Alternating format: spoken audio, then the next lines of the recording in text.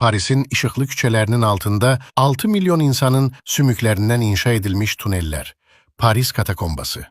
Bu mezarlıq ya da sümük muzeyi deyək, yerdən 20 metr dərinlikdə yerləşir. Uzunluğu 1,5 kilometr, sahəsi 11 min kvadrat metrdir. Əvvəllər bir çox şəhərdə olduğu kimi, Parisdə də mərkəzi yerlərdə qəbirstanlıqlar var idi. Həm şəhərin əhalisi artırdı, həm də məzarlıqlar böyüyürdü.